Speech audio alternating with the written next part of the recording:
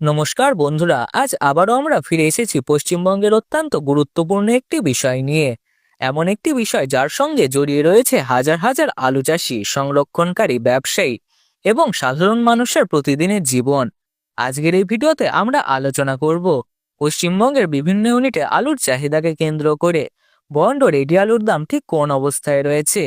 পাশাপাশি উত্তরবঙ্গের বিভিন্ন এলাকায় যে নতুন আলু উঠতে শুরু করেছে সেই নতুন আলুর বাজার দরও বিস্তারিতভাবে তুলে ধরবো। আপনি যদি এই চ্যানেলে নতুন হয়ে থাকেন তাহলে অবশ্যই চ্যানেলটিকে সাবস্ক্রাইব করে পাশে থাকা বেল আইকনটি প্রেস করে রাখবেন। এতে করে আমাদের দেওয়া প্রতিদিনের বাজার দর সংক্রান্ত নতুন ভিডিওগুলি আপডেট আপনার কাছে সবার আগে পৌঁছে যাবে। এছাড়াও আপনি বর্তমানে কোন জায়গা থেকে এই ভিডিওটি দেখছেন এবং কোন জেলার আলুর বাজার দর সম্পর্কে জানতে চান, সেই জেলাটির নাম অবশ্যই ভিডিওর কমেন্ট বক্সে লিখে জানাবেন। বন্ধুরা, বর্তমান পরিস্থিতিতে পুরনো আলুর অবস্থা অত্যন্ত শোচনীয়। আলু চাষি ও সংরক্ষণকারীরা এই মুহূর্তে চরম আর্থিক সংকটের মধ্যে দিয়ে দিন কাটাচ্ছেন। বাজারে দাম তলানিতে এসে ঠেকায় চাষিরা ব্যাপক ক্ষতির সম্মুখীন হয়েছে। এই অবস্থায় রাজ্য সরকার কোনো কার্যকর পদক্ষেপ গ্রহণ না করায় আলু চাষি ও সংরক্ষণকারীদের মধ্যে তীব্র ক্ষোভ তৈরি হয়েছে। চাষিদের দাবি, আগামী দিনে এই পরিস্থিতি যদি অব্যাহত থাকে তাহলে আলু শিল্প সম্পূর্ণরূপে ধ্বংস হয়ে যাওয়ার আশঙ্কা রয়েছে।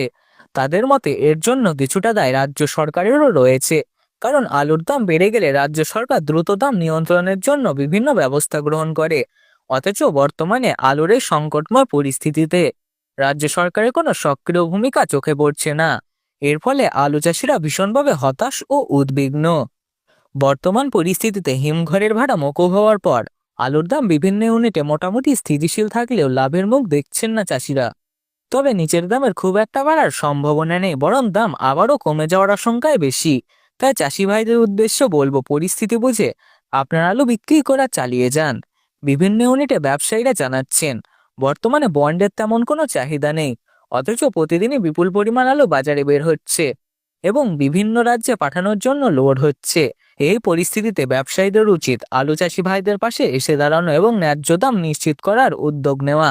এবার চলুন আজকের দিনে পশ্চিমবঙ্গের বিভিন্ন ইউনিটে আলুর বর্তমান বাজার দর এক নজরে দেখে নেওয়া যাক। আজ বাঁকুড়া জেলার কতুলপুর ইউনিটে জ্যোতি আলুর বন্ডের দাম রয়েছে 140 টাকা থেকে 170 টাকা পর্যন্ত। রেডির দাম গড় কোয়ালিটি হিসাবে চলছে 340 টাকা থেকে ডালা কোয়ালিটি আলুর দাম লক্ষ্য করা যাচ্ছে 530 টাকা। পশ্চিম মেদিনীপুর জেলায় চন্দ্রকোনা ইউনিটে জ্যোতি আলুর বন্ডের দাম রয়েছে 140 থেকে 155 টাকা পর্যন্ত। রেডি আলুর দাম গড় কোয়ালিটি হিসেবে রয়েছে 375 থেকে 380 টাকা এবং পয়েন্ট লোড লক্ষ্য করা যাচ্ছে 390 টাকা। হুগলি জেলার তারকেশ্বর ইউনিটে আজ জ্যোতি আলুর বন্ডের দাম চলছে 200 টাকা। একই জেলায় আরামবাগের ইউনিটে জ্যোতি আলুর ফ্রি বন্ডের দাম চলছে 140 থেকে 150 টাকা। রেডি আলুর দাম এখনো লক্ষ্য করা যাচ্ছে 370 থেকে 380 টাকা।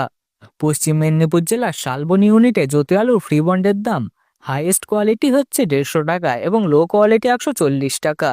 রেডি আলুর দাম গড় কোয়ালিটি চলছে 375 থেকে 380 টাকা। বর্তমান পরিস্থিতিতে আলুর দাম একবারেই তলানিতে ঠেকেছে। তবুও চাষি ভাইদের উদ্দেশ্যে আবারও বলবো, আপনারা পরিস্থিতি বুঝে আলু বিক্রি চালিয়ে যান। আজ সিমলাপাল ইউনিটে জ্যোতি আলুর ফ্রি বন্ডের দাম চলছে 150 টাকা থেকে 175 টাকা। রেডি আলুর দাম গড় কোয়ালিটি হিসাবে চলছে 390 থেকে 400 টাকা। আজ চাপাডাঙ্গা ইউনিটে জ্যোতি আলুর ফ্রি বন্ডের দাম লক্ষ্য করা যাচ্ছে 170 টাকা থেকে 200 টাকা। উত্তরবঙ্গের বিভিন্ন ইউনিটে আলুর দাম তলানিতে এসে ঠেকেছে। সেখানে সাদা জ্যোতি ও পোকরাজ আলুর ফ্রি বন্ডের দাম রয়েছে 50 থেকে 70 টাকা প্রতি প্যাকেট। রেডি আলুর দাম লক্ষ্য করা যাচ্ছে 250 থেকে 275 টাকা। নতুন আলুর বাজার দরের দিকে তাকালে দেখা যাচ্ছে আজ ধূপগুড়িতে নতুন আলুর দাম চলছে 450 থেকে 500 টাকা প্রতি বস্তা।